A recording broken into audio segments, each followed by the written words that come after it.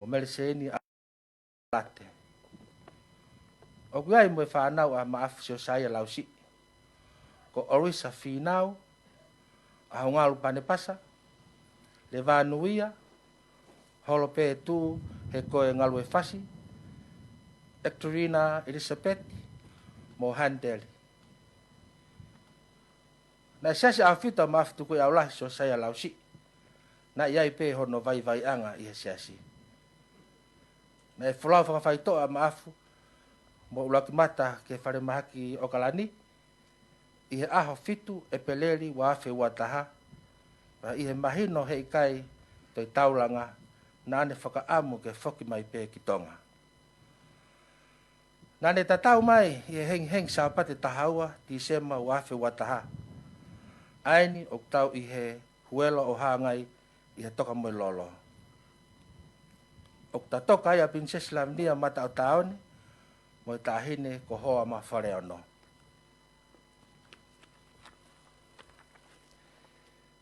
O kei maui, e whangatehina, mo tu whaafine, o maafu. Ko tau talatas, taperuelu, piasoni, penaia, seemisi, Steven, Teisa, lunga mee, mo kawamori. Whalawa sio mau tau kete, e ofa ho tau eiki, tua ofa atu.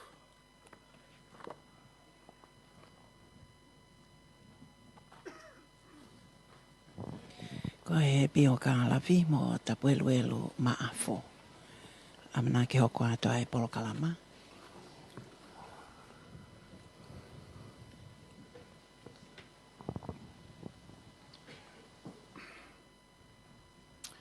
Tapuki a fio ai o tua mafi. A fio be mei he kilukiloa. Ka koe Manuela i hono kakai. Koe o tua i a rek tau toru. Tapuki he tu i haa mō ngā. Tāmako tupo ono. Tapuki he tahine kuini. Kuini na naspau tuku aho. Tapuki he pirinis hoko. Tupo toa. Ulukalala. Pia muha maafu. Tapuki he tahine Princess Pure. Princess Charlotte Mafireo. Pilolev Tuita. Tapuki he ngahi haa kotoa peo e ongo kauhala. Whakababa mawahi. I kau whare wha, ulu tolu, siuranga pō, kai maa haa whare fisi. Tapuki haa ngata, e muha waia. Tapuki he whalolo e hau. E mui hau eik kotoa beo e whanua. Tapuki eik pare mia. Kau maa ho ek minista o e kabineti. Hege se a wharearea. Kau maa e whafafonga. Kau whafonga wharearea.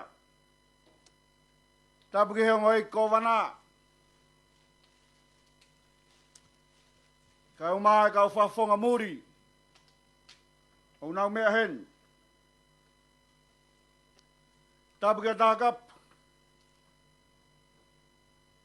Kau maha tu funga. Uhi. Ma. Kau maha. Ai whare a matapure. Me dolo hegi es ko tau whahau. Me vai ko wherewhanu. Hegi he vai ko werenga. Api ko ongo kie. Tapo atu. E kau taki lotu. Ek bastenio e siaswe sirana. Kau maa eki katnari. E mui haa whakaolunga o tonga. Tapuki e whahu. Kau maa e ulumotua. E tapuki e ui tou. E mui whanau. Kau mā, ai whare o Maafu. Tulou ki hefu, oi kau mā onioni unau toka. Ie malai e kini. Ai whaababa mawaha. Ki he ulu o hahawe alahi. E Nopele Ma'afu, tukui au lahi. Ua piri o tēne whaiwhatongia i he mau i koeni. E tala mo ka pui kai whaiat mua e whatongiani. E te ria harea e ska hema. E kawe warea o kawe kaweiki toa da tau. O kou kore ki hūwhanga i he talamalu o e whanua me mai loto. E tā mo oku e whainga maari e, i whakakato e whatongia o e haua koeni. Pe vesi e whai mea i ha pou i hauan. Ure kōti he tohi koia, e kōsperia sione me moe wahe, hong fulu maa wha. Vesi e ula ki he tolu. Oua nā mamahi ho mou loto. Mou tui ki he o tua, tui whoki a te au. I whare tamai u gea ngai no whanga kula. Kani gai pehe ko tala ke tek mou tolu. O alu ke teu, ha potu mou tolu. Pika pau teu alu. Teu toi whoki mai. Ke mawak mou tolu ki a te au. Koi potu teu iai. Te mou iai whoki. And for the sake of non-Tongan who are present here today, and especially the diplomatic corps, and all the representatives from the foreign nations, our eulogy and our reflection is taken from the Gospel of John, and in chapter 14, verses 1 to 3, supporting by the epistle of Paul to the church of Philippi, and in Philippians chapter 3, verses 20 to 21, and also in the book of Revelation, and in chapter 14 and 21. It says, let not your hearts be troubled. Believe in God, believe also in me.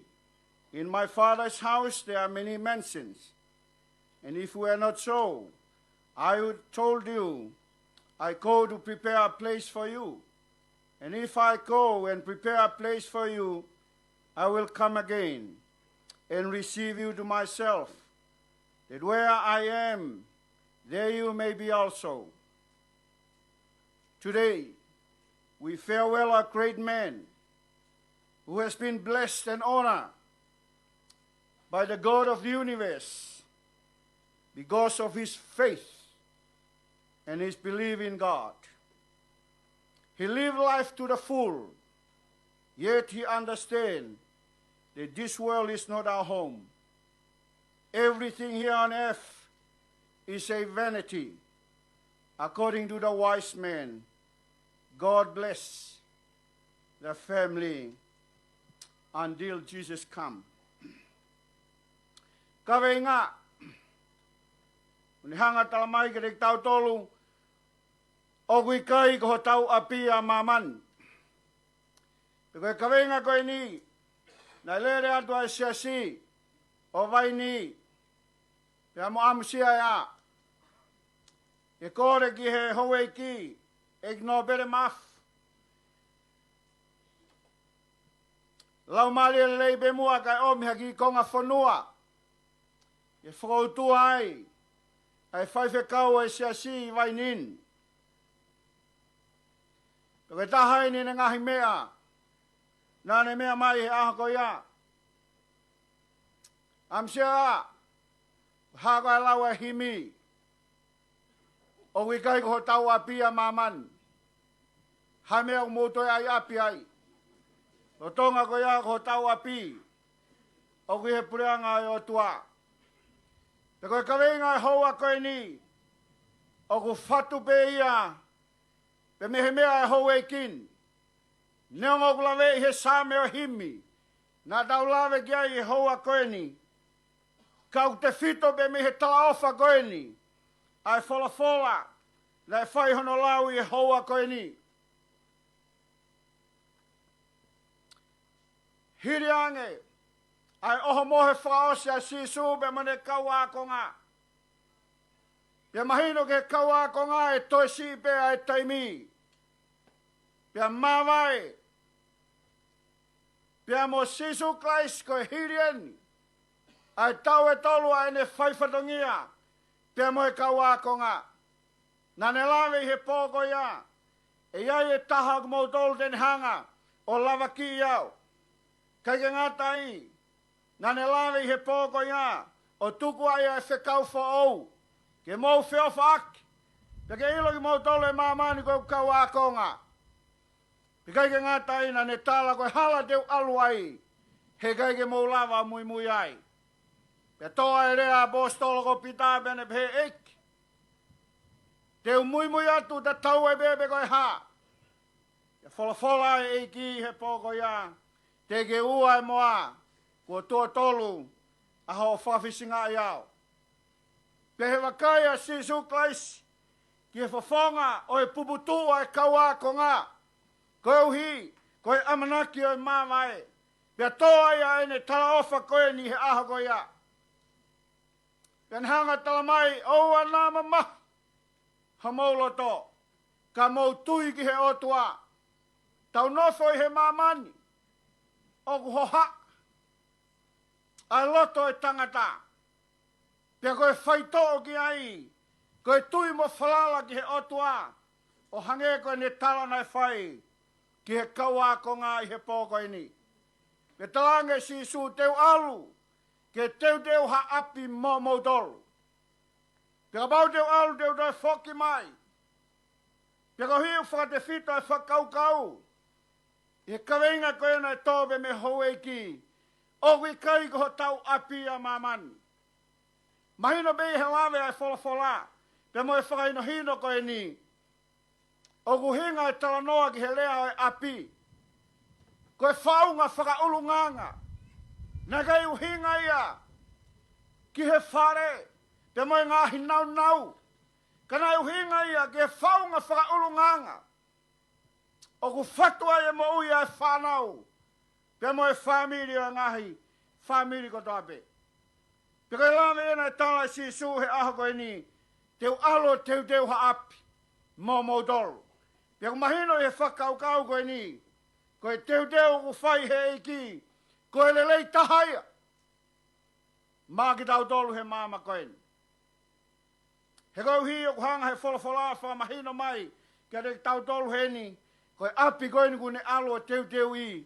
Nei te kei ke whakataha ke sio kiai. He lange a bostolo ko paula he ne tohi ke kai Filipai. Pea hanga talange. O kui e paula api koe ni koe kolo. He apostolo, o kui ai hotau kolo kui he langi.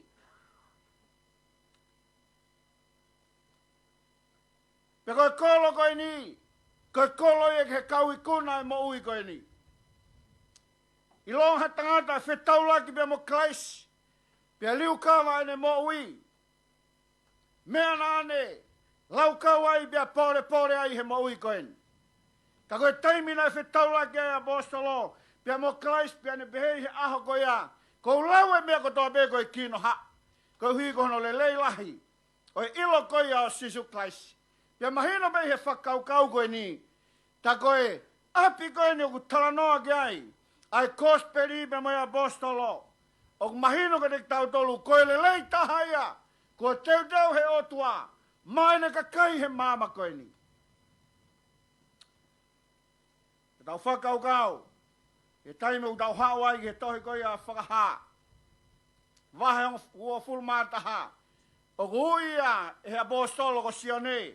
E taime nai whakatai.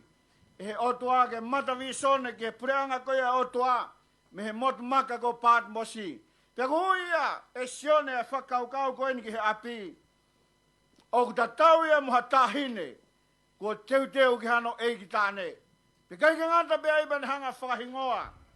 Ai api koe ni, Koe seu sare ma fo o uia. O ku talanoa gea ia whakaukau koe ni. Koe apiene u talanoa. Ai lawe wholafola e holoholo ai e loi mata ko toa be. Koe apiene kia taha wikuna pedene whaki gea ia e mea ko toa be. Kolo koe ni u talanoa gea ia bostolo nai fua o ku tapa whata tau. Maile tafe ni mangeau. Ta tau bea hahake. Moe hihi fo tonga pe moe toke lau. Te kai ngata he vesta hawa. Mata pao e kolona hong ful maua. Pea tohi ai hingoa koe ai matakari hong ful maua. I whamone e whakaukau koen. Koe api koe au talanoa gei e wholafola. Koe whaunga whakaulunganga. Nei kai uhinga ia ko hangahi nau nau. Kanai uhinga ia koe whaunga e ulunganga e tangata. He koe pureanga e otua. Koe pureanga beia. Ki he kai unau mau e ulunganga. O sisu klaisi o wharatau. Ki he lawe koe e wholafola. E ku talamai kere ki tau tolu koe matapa matai tofe tahawa. E nai tohi ai hingoa. O e matakari hong fulmaua. Ki tau whehui he ahon. Hau hinga. Nai tohi ai hingoa. O e matakari hong fulmaua. Mea lupen ki a pensiman. Koe whakanofo e toha no mipa wahewa. Ai nofo koe ia. I he fuakawa motua. I he ve whare wheitaki. Nai nofo pehepe. Tolu he hahake. Tonga pe moe toke lau pe pehe ke hihi fo. Pei he ni ure kotia. E apostolo sione he toia whakaha. Pen hanga talamai. O ku tohi e hingoa koe ni. I he seusare ma fo ou. Pea ku hinga e whakaukau koe ni. Ke mahino ke reki tau tolu. Tukutuku lau mea whakaos nai whai. E se kopi ke hene whanau he vai whang ful mahiwa. Nane onge ke ngahi ulunganga. I he whaos ose nau mo ui. Pea neongo be. Nai kai. Nai lahi ai tono nou be moe whihalaki. Ka kuiei be honau whainga maari e. Ki he whanua koe ai talau wha. O kuiei be whainga maari e. Ka hinga ia e tohi. Ai ngā hingoa koe ni. Ke mahino kuiei be whainga maari e. Ki he ulunganga ko toa be. I he taimi koe ia. O kune maua ia sisu klaisi. Ke inasi. I he api koe ni kua teu teu he otua. Ono whamo ni he wahwhitu ne talamai ke tau tolu. Nai mamata sione. Pea ne sio. O ku whakailonga i mai. Ai tō tahamano wafi. Me he matakari ko tope. Nai whakailonga i mai tahamano wafi. Mea lupeni. Whakailonga i mai tahamano wafi. Mea Simeone livai o lere o au kia pensiman. Pea koe tahamano wafi ko ia. O lea kia e toha whakawang full mawha. Koe toko tahakilu whamano whaafi. Koe whika, koe symbolic pe. Unihanga whamahino mai ka reki tau tolu. Koe fuka kai toko lahi eni. Nai whawhehu ia, ko haia ki nau toluna. O nau tutu he mua taloni koe ai otua. Koe tari nai o mai. Nau tolu eni. Kua whoho nau te ngā he tātau e lam. Nau tolu eni. Kua nau huhui pe mei mamani. Nau tolu eni. Kua nau whalaka mai he ngahi mamahi. Pea koe whainga maari e un hanga o mai. Kia rek tau tolu neongo koe ha. Ai na tula pe moe ulunganga. Ka koe taimi koe fo ai. Ho tau teunga i he tātau e lami. O kuiei ho tau whainga maari e. Ke huat. Ke api koe ni talanoa ki ai. Ai haueiki. O kui kai ko tau api a mamani. Neongo e tunga, o ene mo ui o hange, ko e wakai ai tangata, i whaas osi. O ene mo ui, ma koe tahai ene mea na ene whai ki hono whoha, te umate be, i he kutui ki sias awhitu. Pe kutui koe whakaukau ni hanga om ke reki tau tolu, i he konga koe ni, i whaas osi e mo ui ai tangata, o ku nofo ki he iki, a ene mo ui, o kuiai e whainga maari. Ma mahino peke reki tau tolu he wholafola, ka kui kai ko tau api a mamani. Koe teu teu koe whai he o tua ma ki tau tolu. O hanga atu kiai. Ngata au tokai amanaki, ai haueiki. Teu tau tui koe amanaki koe ia, o kui kai ko ha amanaki e tonoa. Ai taimi o tau amanaki ai, kia sisu klaisi, kia aho dene foki mai ki he mama koe ni. E tahaia, ai ngai whakaukau ne hanga whamanatu, ngahi ngāwe lelei, nei whai hau eiki koe ni, na ne mea mai, e baisteni, koe lisi koe ai si e tau hiva hiva, a piula. Koe to tongi koe lisi, mana tuiaki, to tongi ake haka kai, ha whana wako wikai si lava he mātua to tongi na wako. Koe whaho ata, ai na tula pe moe ulunganga, whakaotua, ai ofa, pe moe anga lelei, pe moe anga whakatoa ki lawa. Pe o dui koe whakaukau ia, o ko mai ke te tau tolu he haua koe ni, e iai be ah, e toi whoki mai a eiki, ke awe ka kai, koe kau i kuna e mo ui koe ni, ke nau no fo ia api koe ia, o ne teu teu, ma tau tolu. Tala manu be moe whakatawangi, i hanga iki o tāpagina, a e whakaukau, o ko mai ke te tau tolu i haua koe ni. Amen. Koe pōpō ia e malanga o e ouau faka'eiki. Himi tuku, Pastor George Shamko. Koe wholofola himi, e whakakakato aki, e ouau malanga, o mea faka'eiki, o Maafu tuku au lahi, kono uange au fitu ngoi fulu maha tolu e himi. Ua fitu tolu e himi, mo kātaki o mea ki o lunga ke tau hiwa.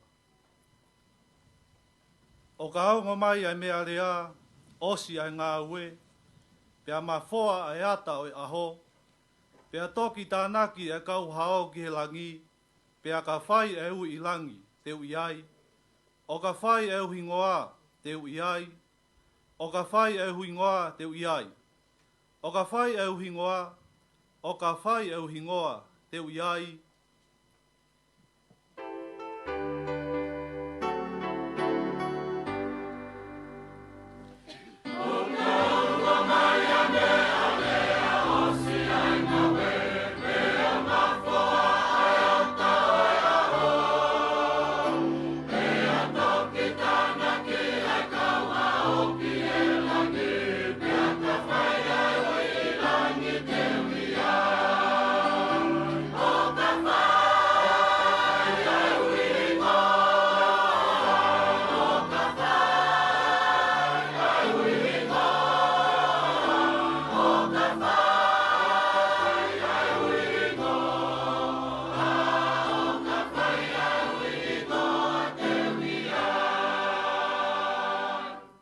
Pongi ko ia, e toi tuuai e pekia, kau mohena e langi langi ia. Pea tānaki e kau maonioni ki langi, pea ka ui e eiki te utari iai. Pongi ko ia, e toi tuuai e pekia, kau mohena e langi langi ia. Pea tānaki e kau maonioni ki langi,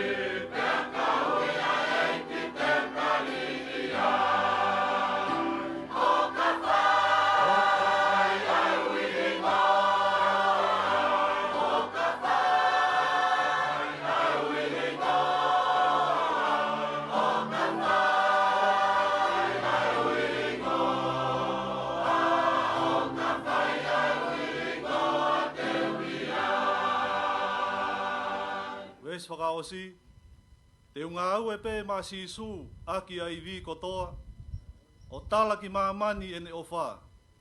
Pea ka osi ai mo wini o kuta wikuna, kau he toi tuu o tali whiawhia. Te unga au e pē mā sisu aki ai vi kotoa, o tala ki mā mani ene o whā. Pea ka osi ai mo wini o kuta wikuna, kau he toi tuu o tali whiawhia. O ka whai ai wingo, o ka whai ai wingo,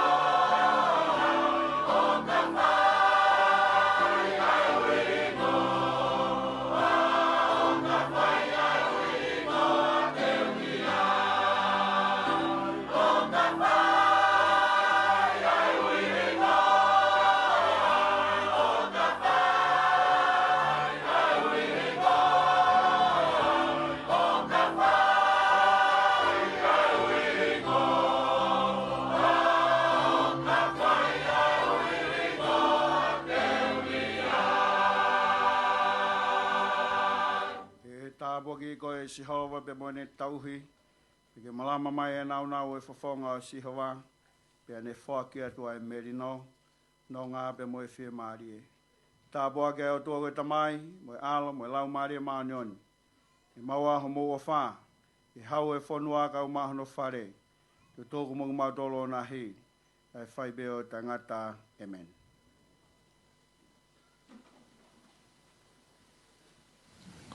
Koe la vaia o e ouau lotu whawhetai. Koe mea faka'eiki o e Nopele Ma'afu tuku iau lahi. Koe taimini o hoko atu ki he ngahi whakalangilangi whakakautau. Pepe foki ki he ouau foi a hatufunga. Ki hono tokaanga.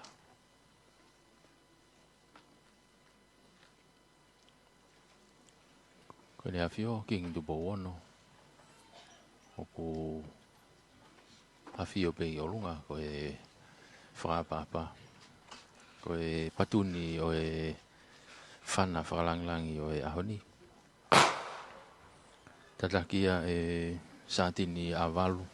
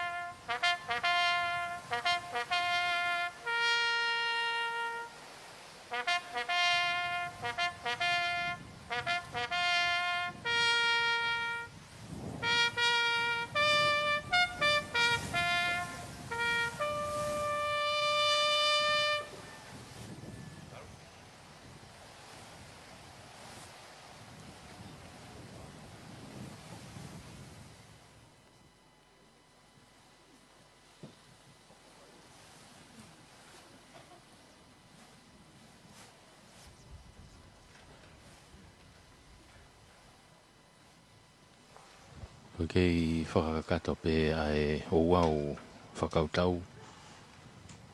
Koe ongo ofisa. O ofisa mao mo ofisa samkolo.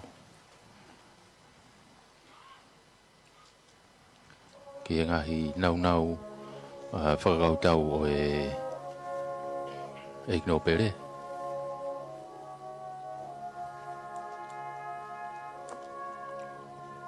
Whakakato ia i he taimini. Hange kono tata, pe mo e hereta. Pe mo hono ngahi me tari.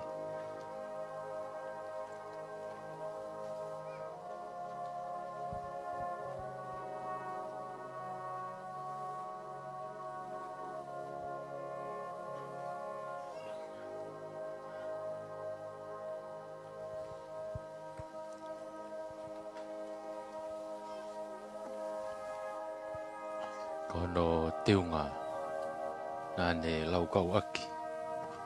I he ne whaiwhatongia he kautau a dea whio. Whatongia oski a verenga. Hange pe koe ni kua tau whanongo ai hono ngahi talanoa hono pio galafi. Pea mo hono whaumatala me he pule anga.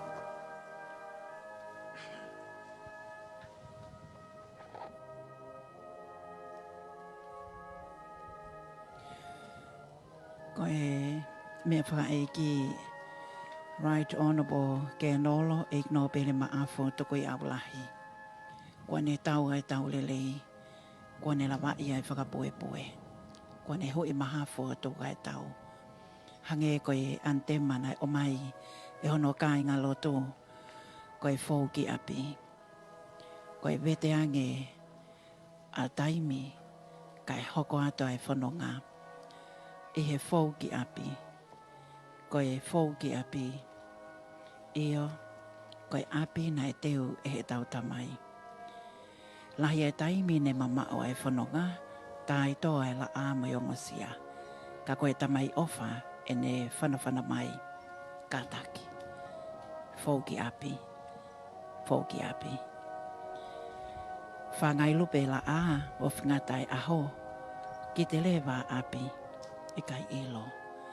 O wau koe ni, i he whakahoko me he kautau e nea whio. Ai, i he malu ai toka e ki Nopele i e whuka o tō ngā. Koe lano e kula mo e lano e ni hina. O kune omi ai whakaloto lahi. O kune tuko ai tāla. Koe tuko lau mea e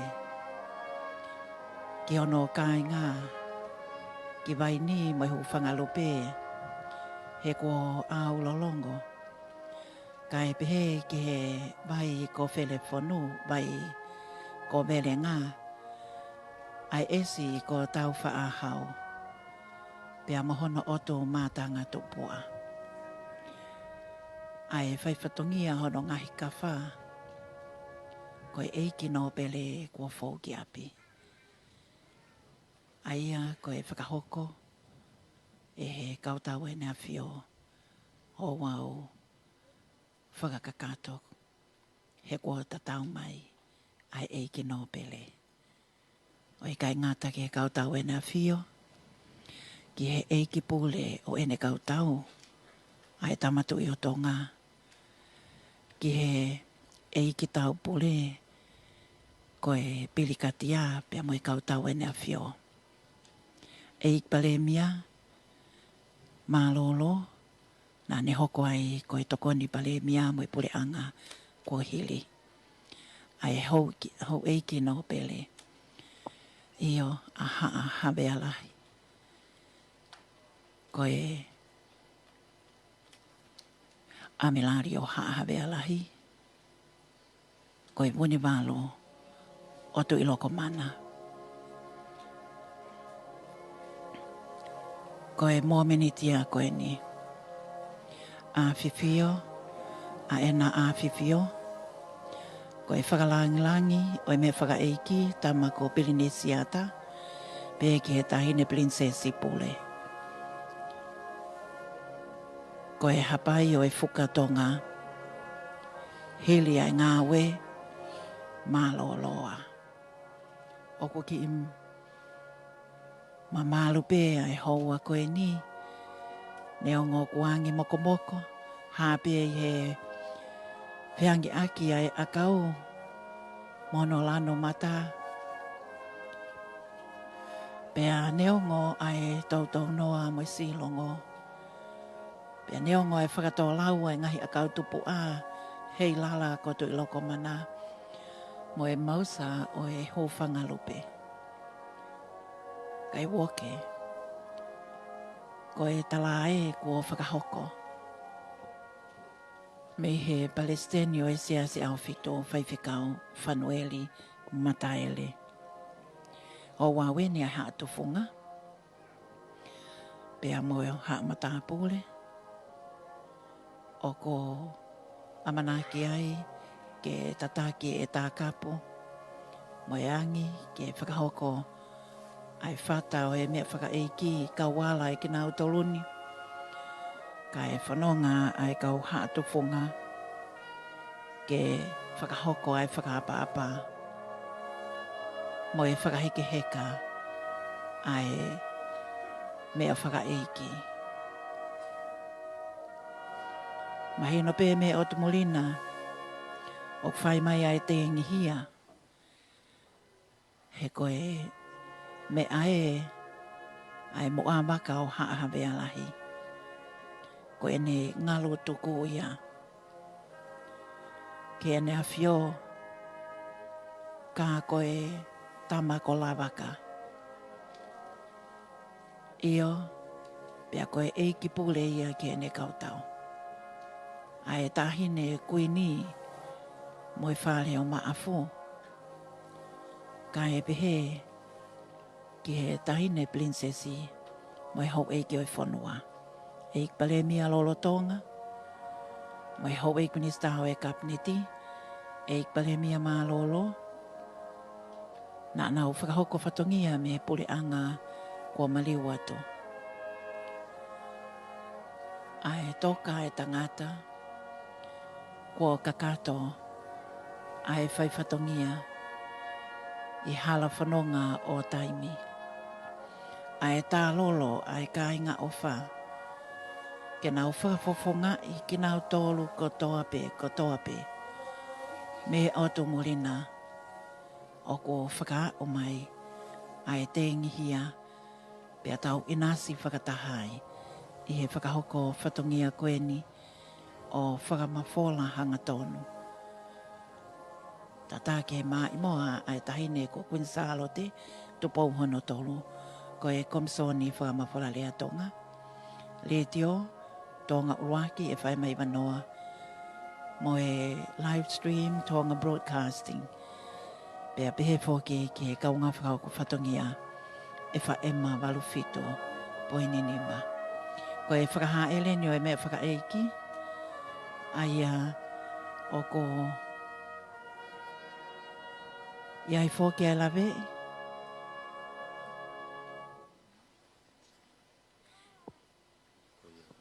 Mata ko e whakakakato ia o e ouau o e whakatoka I mo unga ai Nopele Ma'afu tuku I aulahi I he lolo tonga nia pe wai pe ai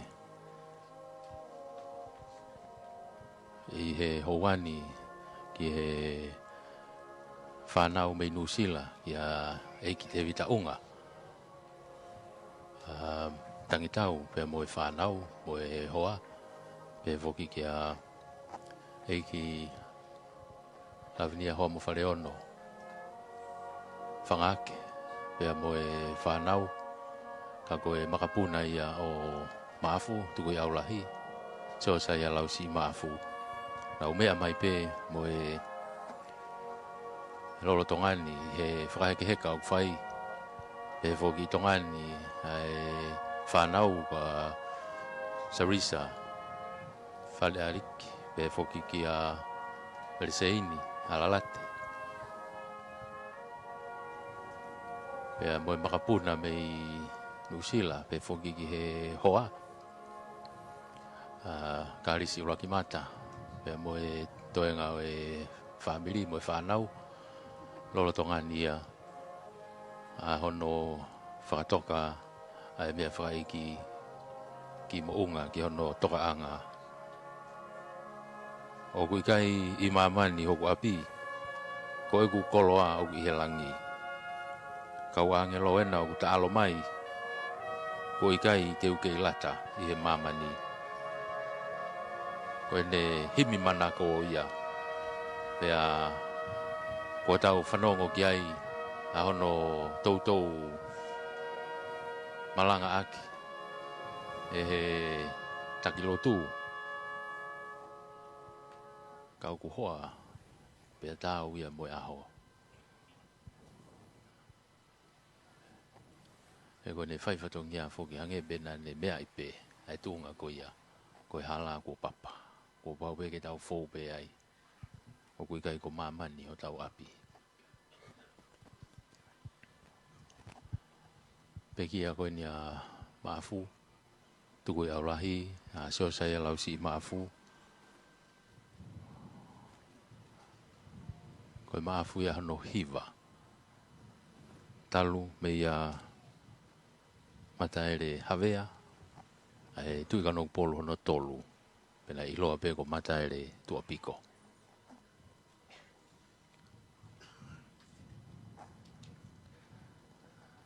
Koe hahavea lahi ia. Koe whanga alo ko toa pe ia o mataere tua piko. A Maafu tuku i aulahi. Aina iai a lavaka. Ko whila kepa. Ko fohe. Ko vaea. Ko tui wakano. Ko lasike. Pea momo motu. Ko ni kakato ia hahavea lahi. Nā nau tak taha pe whoki o nau ngahi tuunga i he hifofua.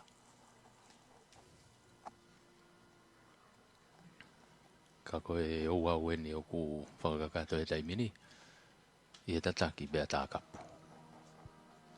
Mo i whare o kaupulotu o ki mounga.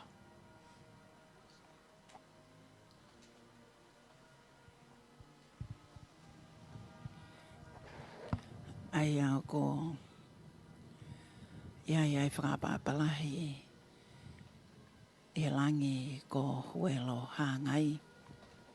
Hoa mo whare ono. Koe hae.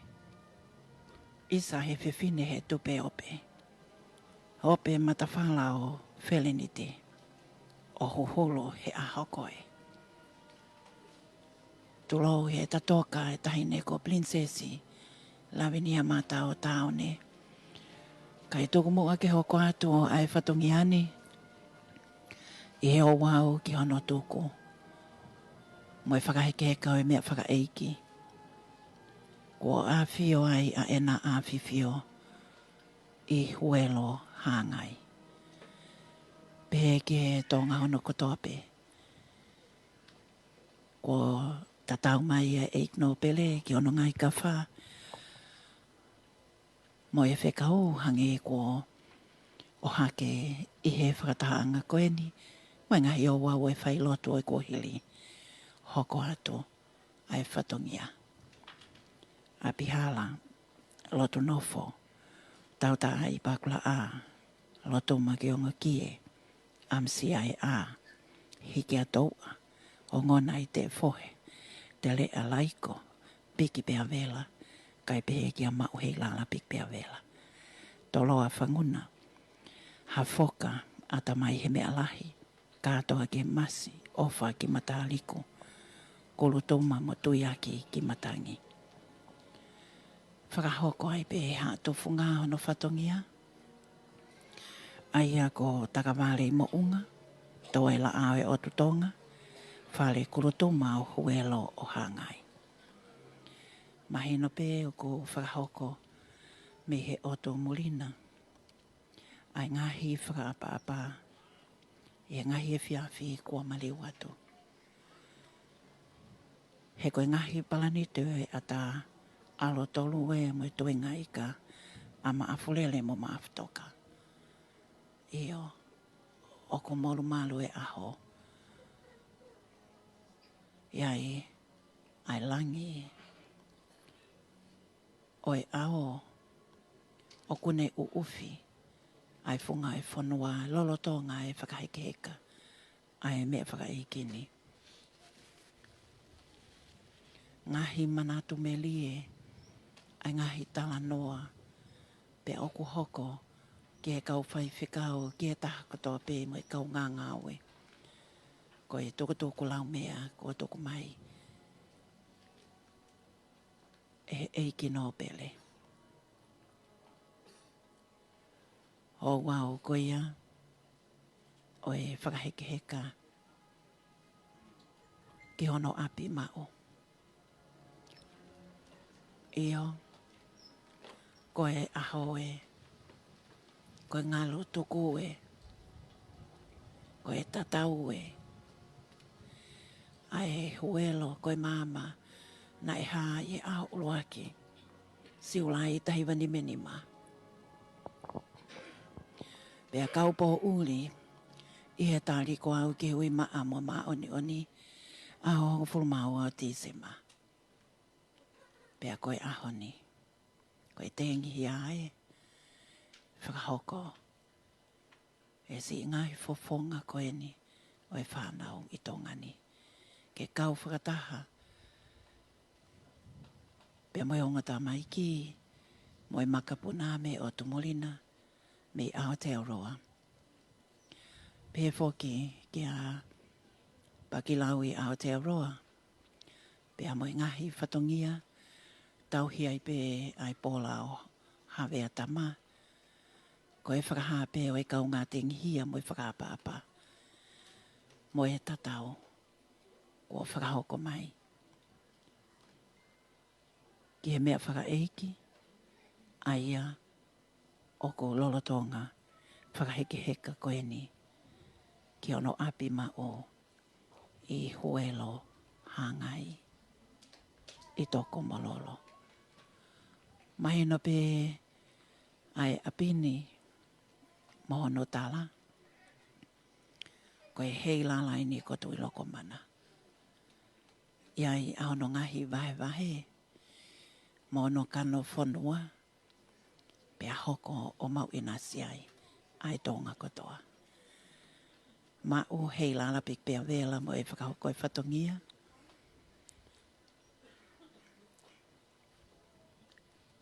I he houani, koe ui ko haa vea lahi pea mo e tenghia. Me hou eiki Nopele tuk whakaholo o haa vea lahi mo nau ngai tofi a. Ho nau ngai ka wha, ho nau kainga. Io, ohi. Kai o Maafu ke a whea ki mau kili. Kai pehe, ke whakahoko whatongia. Pāwhawhonga o laua ki, pehe ki a matua puaka. Pea o Maafu ki a koen. Pea mo e kainga tonga o ke ilo ono kuni. Me he hōwhanga lupe me Vaini. Pea mo Tokomololo. Koe ongo tofi aia. O Eiki Nopele Ma'afu toko i aulahi. Kua peki ani. Amanaki foki e hili mo kakato ai ouau o haatofunga. Pea e tok hoko atu e mea a Eiki Nopele fohe ke whaia e whakamalo i e kakato ai ouau ko ia o e ahoni. Ke i whakahoko pē, me ongo kāinga,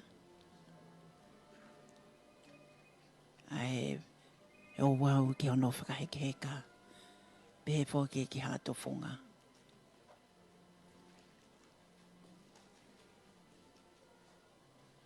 Ia ia ngai taimina e tō tauwha, ai tō ai e o nā tō la, hange pē kamatangi, hange pē katoa takutaku, ka koe mōmini te koe ni, o ko whiangi aki moko pē a hono ea. Ke omi hano ngā mua whia maari, ke whānau mai whāmili, kai o Maafu ki, ai whāre o Maafu, hawea lahi, kai o maa ai whonua.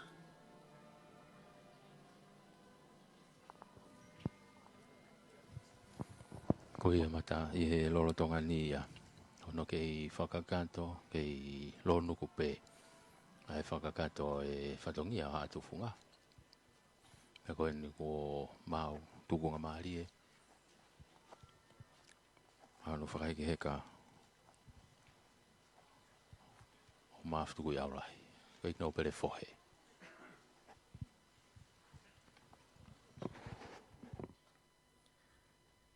Tapu ki he o tua mafi.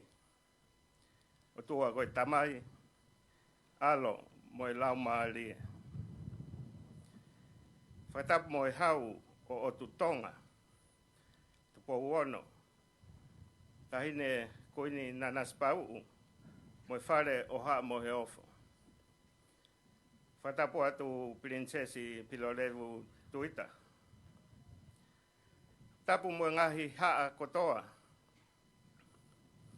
Tapu pia mo e hou eiki o e whonua.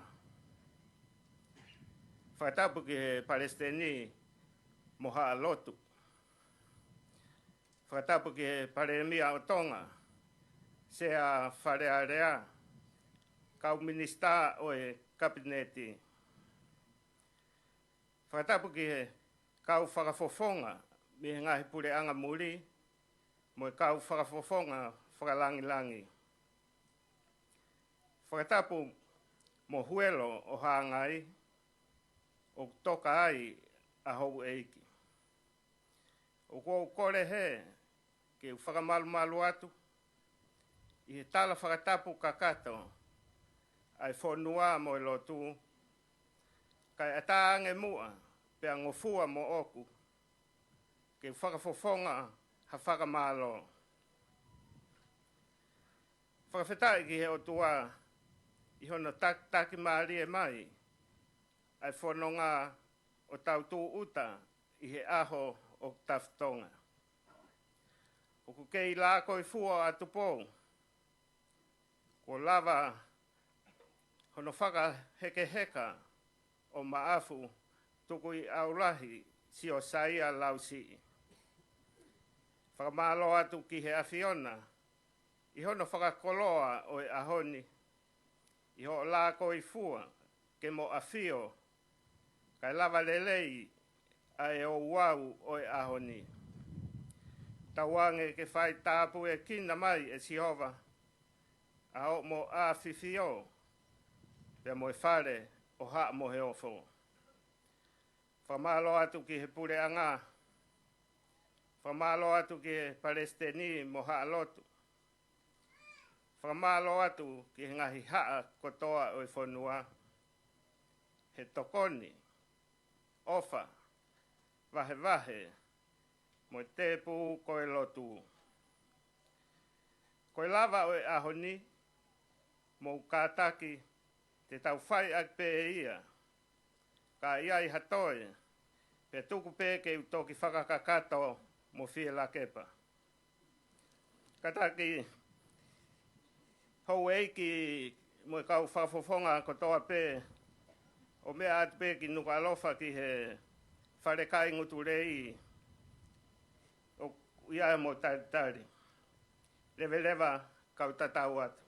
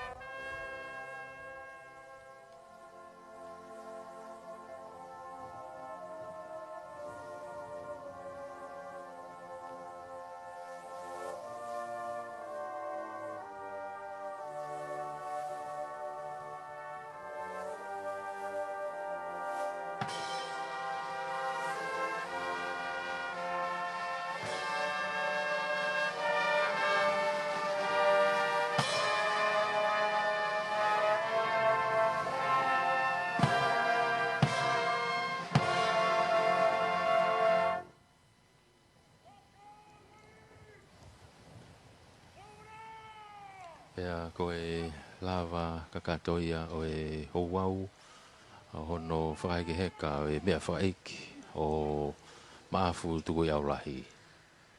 Right Honourable, Kenolo Maafu tuku i aulahi. I hono toka anga i malai ko huelo hangai. Fakakatoia i he houa koe ni. Koe ha ere, e na afifio, e liwaki me i huelo hangai.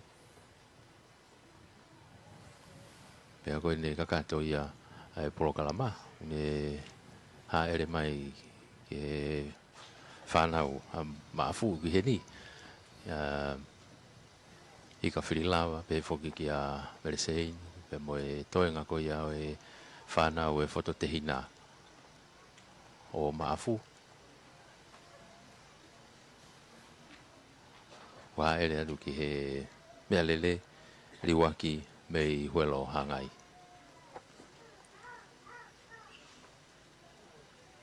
Toe o fohe, fakahekeheka, kei whaifatongia bea fohe, bea mo longo atu mai, a whiela kepa. I he whakakakato e whatongia ki he toenga ko ia o e mea faka'eiki. Taine prinsesi salo te mawhireo, pilo leu tuita, pe whoke taine kuini, kei mea pe. Pea koe ne kakato ia, ai whamafola kua tau kau whakatahai, i he talu e hono whakahaere mai, i a tōpule lulu ka a tolu noa o Tisema, o anoa wataha, pea kua au mai eni ki ngahi whailotu, na tau whea moia i wakaua, pea koe ni kua tau au mai ki he fakahekeheka, au e me faka'eiki e huelo hangai, pea whaamu pena e tau Onga ki le leipe ngai tapa kotoa pe.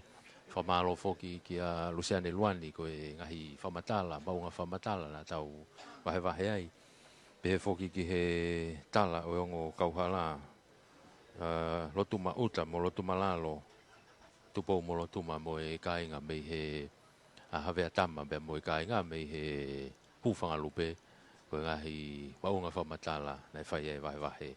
Kaike, ko tatau atu ia me huelo hangai, ka te utuanga be kia ulakamata moala, ke ne whakamau popo atu, pea mo tatau atu i he houani. Ia pea koe lea pe ia kua osi, kua lava. Talo i he aho hongfulu maua o ti se mawanoa ua taha, pea moe ao fia i he tenghia. Koe uhi koe tariui maa mo maa oni, a Right Honourable Kenolo, Nopele Ma'afu tuku i aulahi i Aukalani no sila. Pea whakahoko ai pe ono ngahi o wau i ono aofia, mo ngahi whailotu, mo e pola o havea tama. I he tō ota ai mea whakaeiki ki malai wakapuna fua amotu, na e tataki mai ai ngahi whatongia, ki ono whakamafola hanga tono o e o wau i he ne tō ota ki tonga eiki.